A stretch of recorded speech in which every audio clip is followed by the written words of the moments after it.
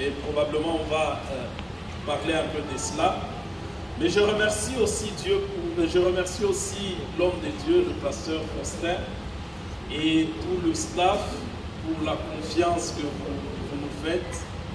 Vraiment que le Seigneur vous bénisse, ça nous va droit au cœur de vous associer à cette grande cérémonie. Et je remercie aussi tous les hommes de Dieu qui sont là. Il y en a d'autres, c'est par surprise que j'ai vu le pasteur Dieudonné, le pasteur Pierre, en tout cas le pasteur Marcel, tous les hommes de Dieu, que le Seigneur nous bénisse abondamment. Amen. Et nous allons donc partager la pensée de Dieu. J'aimerais qu'on puisse lire, si quelqu'un peut le lire, ça m'aiderait, qu'on puisse lire 1 Corinthiens, le chapitre 12, le verset 27-28. 1 Corinthiens, chapitre 12, le verset 27-28.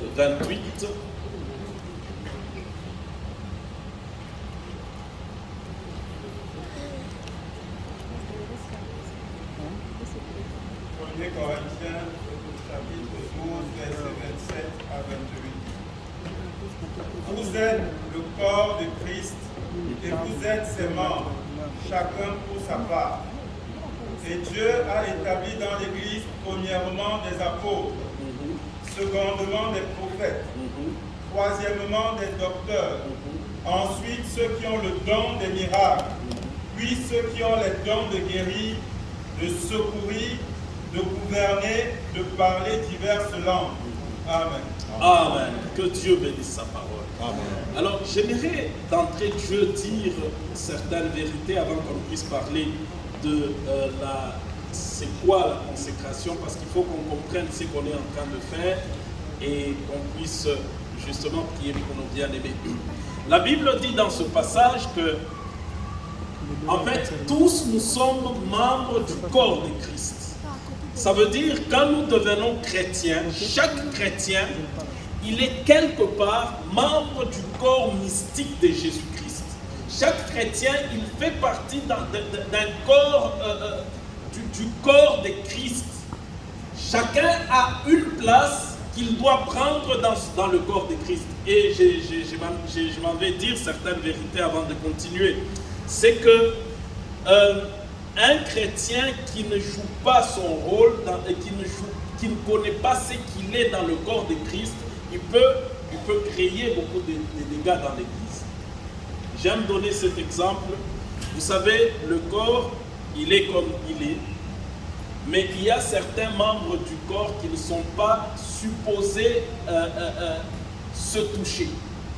Quand ça se touche, ça fait mal. Par exemple, si je te dis de prendre ton doigt ici et toucher comment on appelle ça? La nuque. Et puis tu continues à marcher comme ça. Ça va faire mal. Mais c'est tout, la nuque et les doigts, c'est deux choses, deux membres du même corps. Mais si le doigt ne sait pas se placer là où elle doit être, ça fait mal à tout le corps. Amen. Amen. Alors c'est pour ça qu'il est important que nous puissions d'abord réaliser que chacun nous sommes appelés, nous sommes membres du corps de Christ et chacun a une place précise qu'il doit occuper dans le corps de Christ. Et Dieu, c'est un Dieu d'ordre.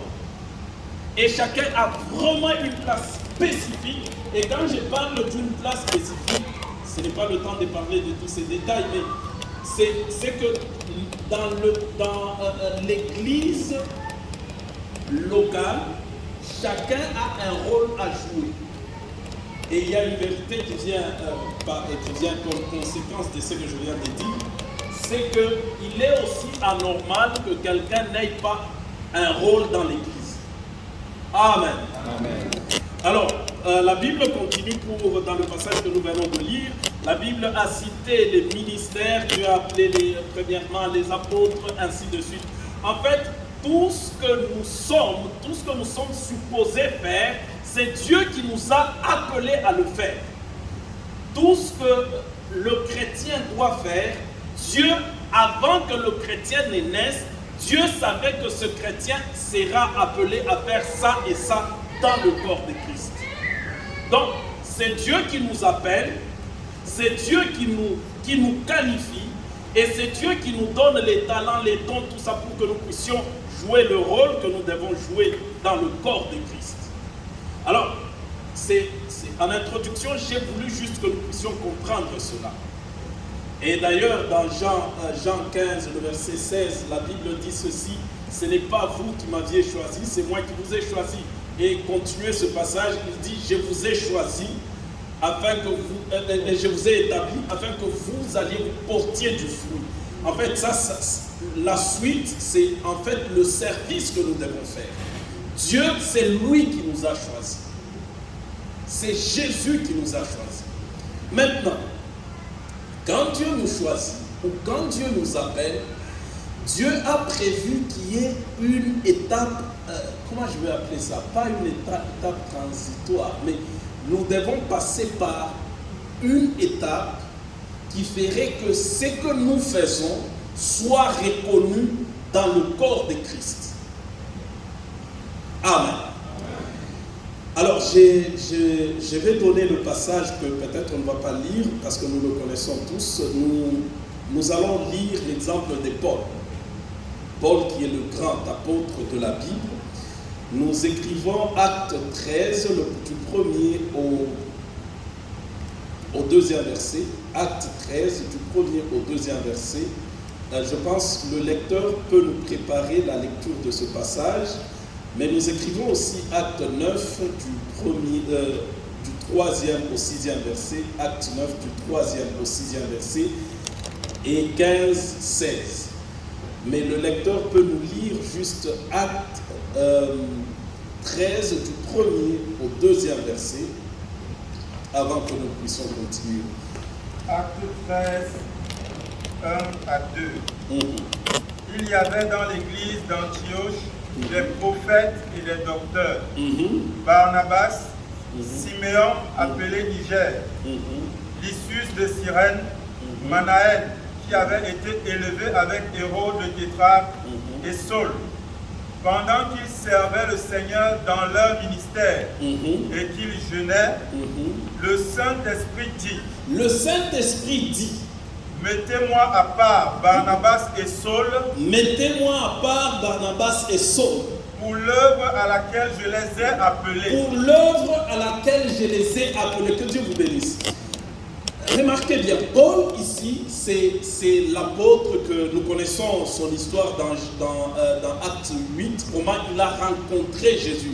Bien aimé, l'appel de Paul, c'est l'un des appels le plus authentiques qui soit. Non seulement authentique, mais aussi le plus surnaturel qui soit. Lui, il a vu Jésus de Nazareth et Jésus l'a appelé. Et Jésus lui a dit, ok, je t'appelle, ainsi de suite. Nous connaissons cette histoire. Et cet homme, avant de sortir, d'aller commencer son œuvre, il y a eu une étape qu'il devait faire. Et cette étape, c'est ce que nous venons de lire.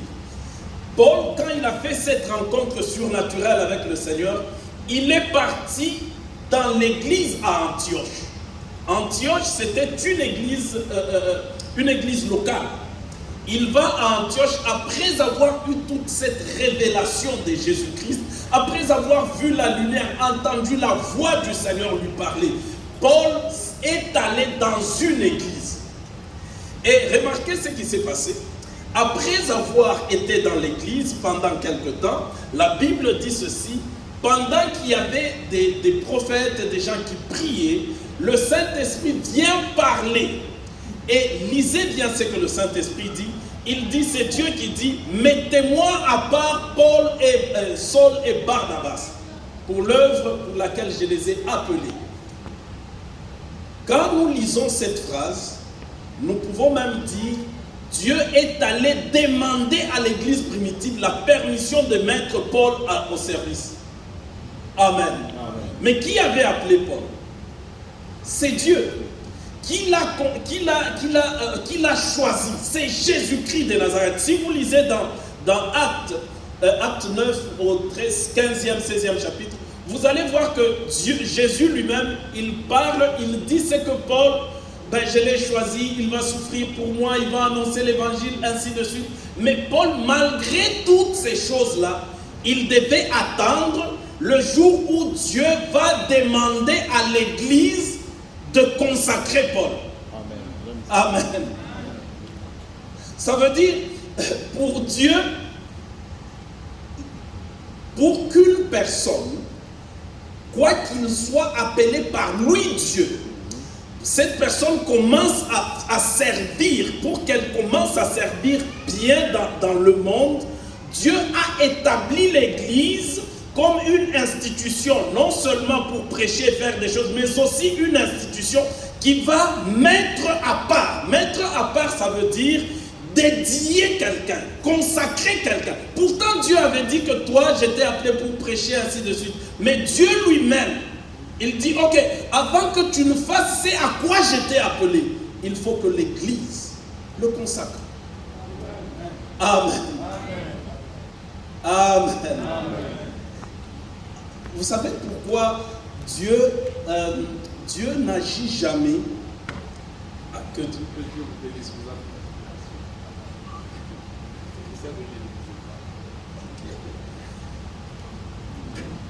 Alors, pourquoi Dieu, qui est le grand Dieu, que nous le connaissons, nous connaissons dans toute sa grandeur, il appelle quelqu'un, et puis le grand Dieu, il laisse que cette personne soit d'abord au pied des apôtres, des prophètes, ainsi de suite, et après un temps, le grand Dieu lui-même, parce que si Paul, moi j'étais Paul, bon, peut-être je pouvais aller sortir moi-même, commencer à prêcher. Parce que quand j'ai rencontré Christ, est-ce que tous les prophètes qu'on a cités, ils étaient là? Ils n'étaient pas là. Quand Christ m'a parlé, est-ce qu'ils étaient? Ils n'étaient pas là. Mais Paul, malgré que tous les autres n'étaient pas là, il s'est mis à leurs pieds.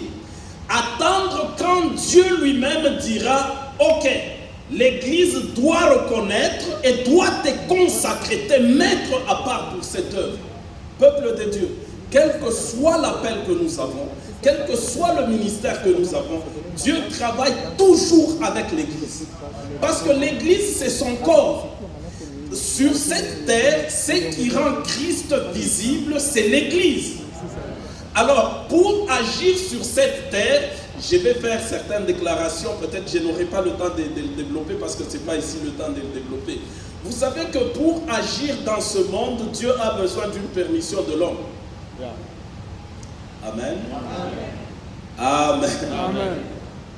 C'est pourquoi il dit dans Ézéchiel, je cherche une personne qui va intercéder, qui va se tenir à la brèche.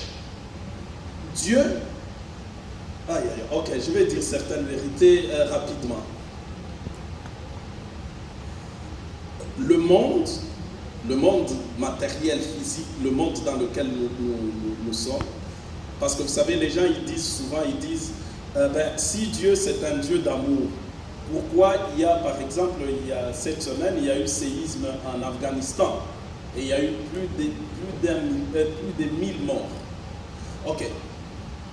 Il y a un Dieu d'amour qui est sur le trône, qui a tout le pouvoir que nous connaissons qu'il a, et puis il laisse plus de 1000 personnes mourir. Amen. Amen. Et les gens se posent ces questions-là. Mais en fait, c'est parce que Dieu, quand il a cédé le monde, il a créé le monde, il a cédé à l'humanité, à l'homme.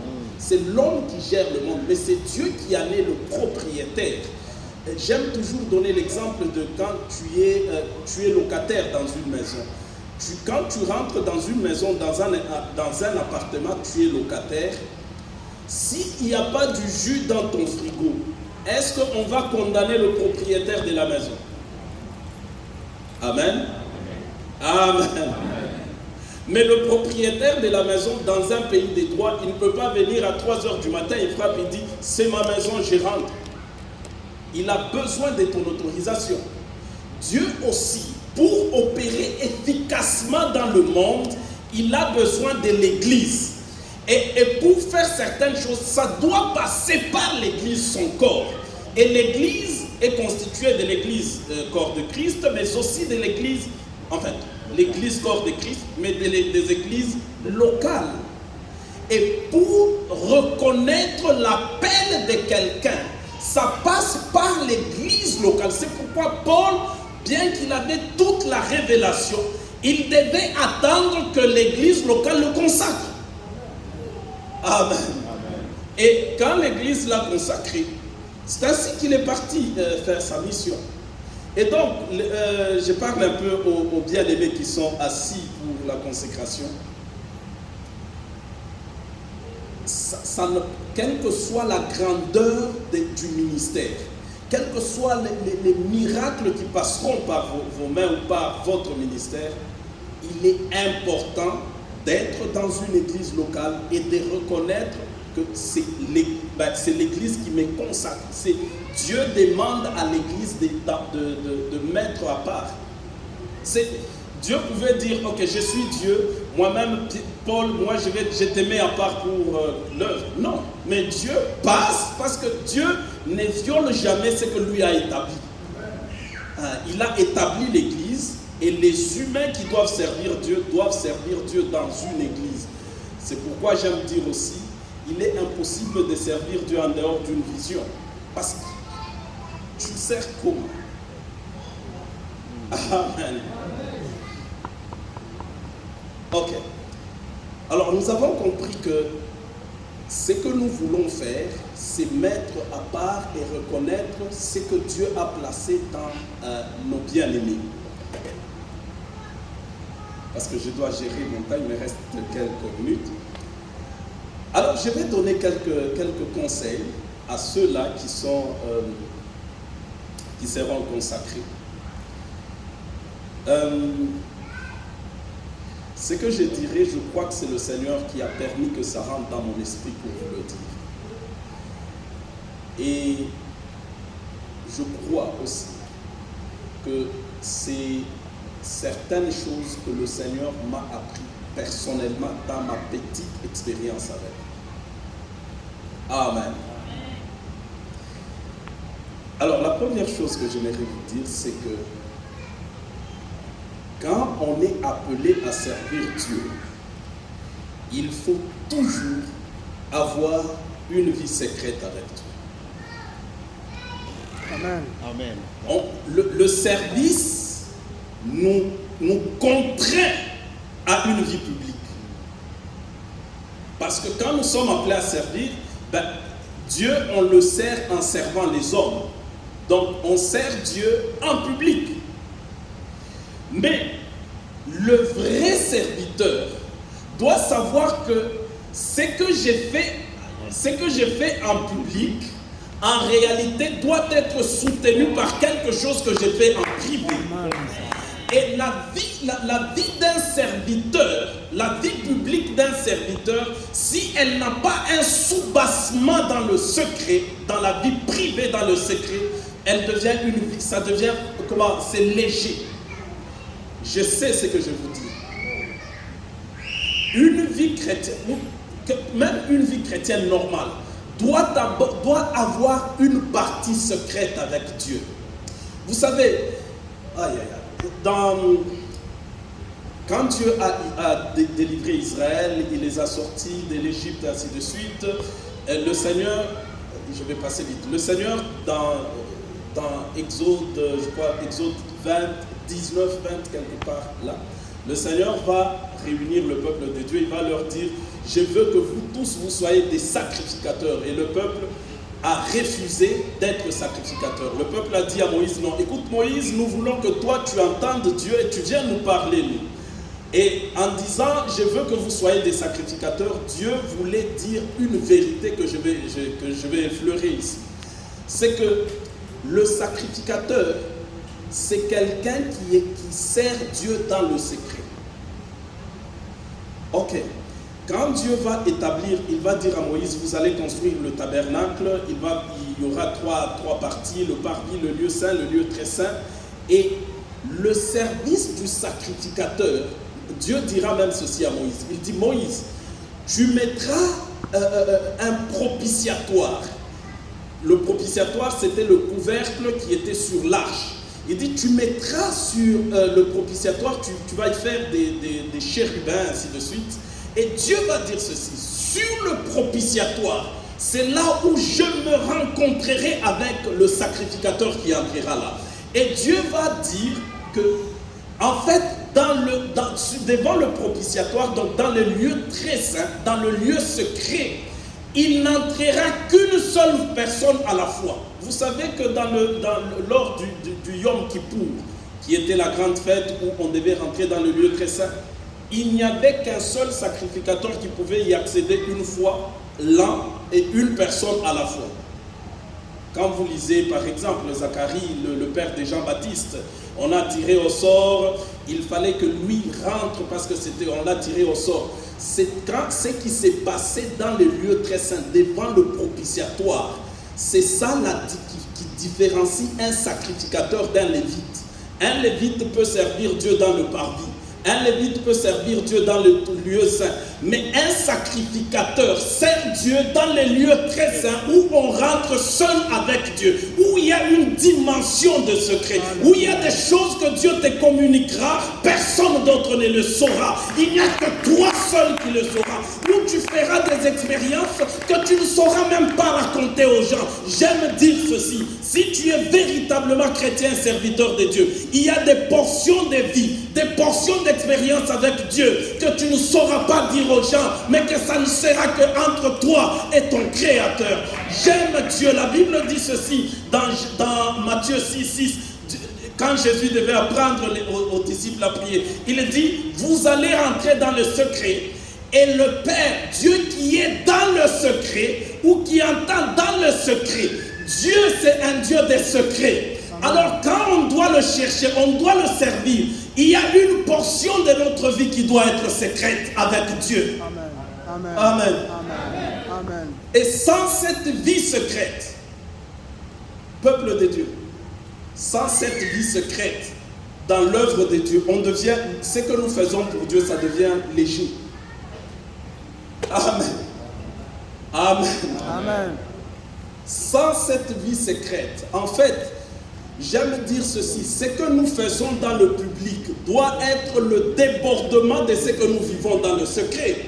Et ça doit être la conséquence de ce que nous vivons dans le secret avec Dieu. C'est pourquoi Jésus dira à ses disciples ceci, il dit, ce que je vous ai dit dans les ténèbres, dites-le sur les toits. Ce que je vous ai dit dans le secret, dites-le en public. En fait, ce que nous apportons en public doit tirer sa racine dans ce que nous vivons dans le secret avec Dieu.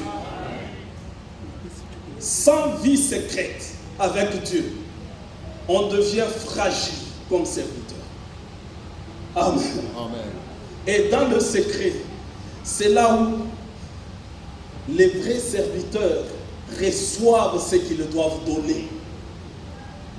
Reçoivent les instructions. C'est dans le secret. Amen. Amen. Dieu, Paul dit ceci. Paul dit ceci.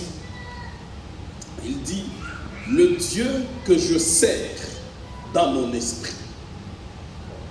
J'aime beaucoup cette phrase. Le Dieu que je sers dans mon esprit. Dieu, on le sert dans l'esprit. Et l'esprit, c'est la portion de l'être qui est secrète, qu'on ne voit pas. Ça veut dire quoi? Ça veut dire, même l'œuvre de Dieu, si elle ne se limite qu'à ce qu'on voit, elle n'est pas suffisante. Remarquez très bien, même l'adoration, la Bible dit, ils cherchent des vrais adorateurs qui l'adorent en vérité et en esprit. En réalité, j'aime dire ceci aussi. Même quand nous prions, la distance qu'il y a entre, je pense que nous allons comprendre ce que je veux dire, il ne faut pas qu'il y ait une distance entre ce qui sort de notre bouche et ce que notre cœur dit. Parce qu'en réalité, Dieu entend le langage de l'esprit. Dieu voit ce que l'esprit fait et ce que l'esprit dit, et non pas seulement ce que la chair dit. C'est pourquoi il dit, ce peuple m'honore des lèvres seulement, mais leur cœur est éloigné. La distance qu'il y a entre ce qui sort de ta bouche et ce que ton esprit dit, détermine la valeur de ce que tu dis à Dieu. Amen. Amen. Parce que Dieu c'est un esprit et il fonctionne dans le secret. En fait, dans Matthieu, Jésus lui-même, il dit, votre Père qui voit dans le secret, qui entend dans le secret. Ça veut dire, il n'entend pas dans les bruits. Amen. Amen. Amen. Amen. Donc, le premier conseil, ayez une vie secrète avec Dieu. Ayez une vie secrète. Même si vous êtes marié, il y a des moments où c'est vous et Dieu. Amen. Amen. Et il faut... ok. Ces choses-là, ces moments-là, ce n'est pas un moment qui vient fortuitement. C'est un moment qui vient à dessein, planifié et conçu par moi. Amen. Que Dieu soit béni. Ce qu'on vit dans le public doit être soutenu par ce qu'on vit dans le secret. Et le secret avec Dieu, c'est ce qui fait que, vous savez, vous avez déjà entendu parler de Smith Wigglesworth? J'aime beaucoup cet homme de Dieu-là. J'ai lu toute son histoire et tous ses livres. Il a fait énormément, Dieu l'a utilisé puissamment. Mais cet homme, il avait une vie secrète avec Dieu. Amen. Amen. Il faut avoir une vie secrète avec Dieu. Ne soyons pas juste des... comme on me voit, je prêche devant les gens et puis tout ça. Ce n'est pas ça la réalité. La réalité, c'est qu'il faut chercher Dieu. Je vous dis, même pour prêcher, cherche Dieu. Même, je disais quelque part, je dis, même pour balayer, prie. Amen. Amen. Deuxième et probablement dernier conseil pour respecter le temps. Wow. Ok. La deuxième chose, il faut garder sa conscience pure.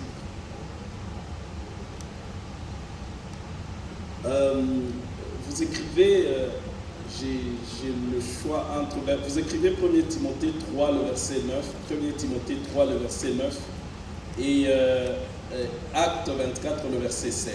Acte 24, le verset 16. Acte 24, le verset 16. Il me reste quelques minutes. Oui. Alors, Dieu, on le sert avec une conscience pure. Et j'aime dire ceci. Il ne faut jamais servir Dieu en marchant sur la voie de sa conscience. Je reprends. On ne sert jamais Dieu efficacement en piétinant la voie de sa conscience. Paul, il parle plusieurs fois dans la Bible, il dit « Ma conscience me rend témoignage que ce que je vous dis est vrai. » En fait, quand on sert Dieu et qu'on a une conscience chargée, ça diminue l'efficacité de ce que nous faisons pour Dieu. Notre conscience, Dieu a voulu que ça soit comme une lampe témoin dans notre vie.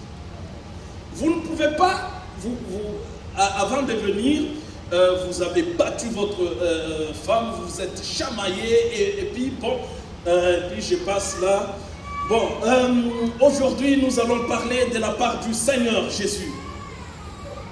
Amen. Et là j'ai laissé ma femme à la maison. Et puis après, je la vois rentrer.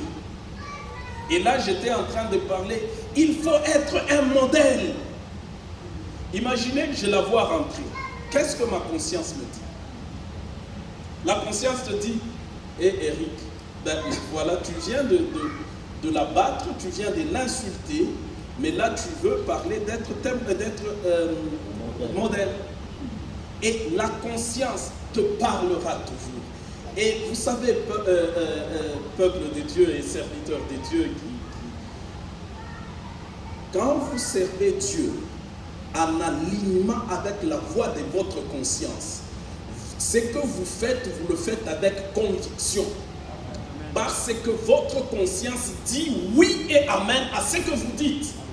C'est pourquoi quand on est appelé à prêcher, pour ceux-là qui sont appelés à prêcher, quand vous prêchez, c'est que vous ne pratiquez pas, vous ne le prêchez pas avec conviction.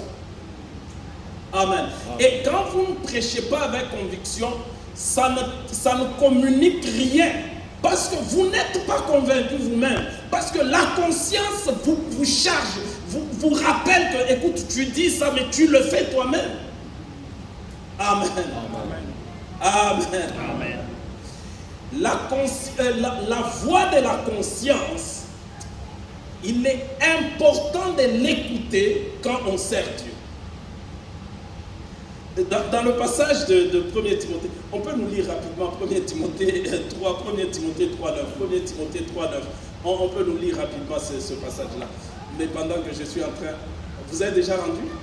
Oui, vous pouvez lire. 1 Timothée 3, 9. Conservant le mystère de la foi dans une conscience pure. Conservant le mystère de la foi dans une conscience pure. Le mystère de la foi se conserve dans une conscience pure. Je reprends. Le mystère de la foi se conserve dans une conscience pure. Quand on a une conscience qui n'est pas pure, une conscience qui est surchargée, peuple de Dieu, on ne saura pas conserver le mystère de la foi. La foi se conserve dans une conscience pure. Amen. Quand je terminerai par... Ok, je vais donner l'exemple, c'est pour l'édification du corps de Christ. Oh mon Dieu, il y a des choses que j'ai oublié de dire, mais je vais rapidement dire. J'ai déjà été invité quelque part pour prêcher. Je prêche et je finis. La personne qui m'a invité prêcher, on m'a parlé de cette personne-là par le passé, par d'autres personnes. Non, tu sais, ainsi de suite, sa vie, tout ça. Maintenant, quand j'ai parlé avec cette personne, j'ai senti que la personne ne pouvait pas affirmer certaines choses avec conviction. Et vous savez, c'est pourquoi, vous savez, les disciples dans Actes, ils demandent, ils disent, donne à tes serviteurs d'annoncer l'évangile avec assurance, afin qu'ils se fassent des signes et des prodiges. En fait, l'assurance, quand nous annonçons, est une des clés qui déclenche les signes et les prodiges. Mais pour avoir une assurance, il faut avoir une conscience calme. Amen. Amen. Quand tu parles à quelqu'un, tu dis, ben, il ne faut pas voler, parce que je ne vole pas moi-même. Amen. Et pour finir, il faut résister à la tentation de la compétition. Amen. Amen. Résister à la tentation de la compétition. Dieu, on rendra chacun compte de ce que Dieu lui a demandé de faire. Ce n'est pas par rapport à ce que l'autre a fait. Dieu a demandé à chacun quelque chose à faire. Et humainement, quand nous vivons en société, nous sommes tentés d'entrer dans la compétition. C'est humain. Mais il faut résister à cela.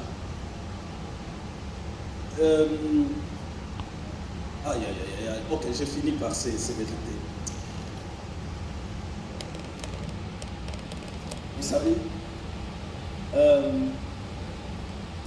quand on rentre dans l'œuvre de Dieu, on tombe dans la compétition.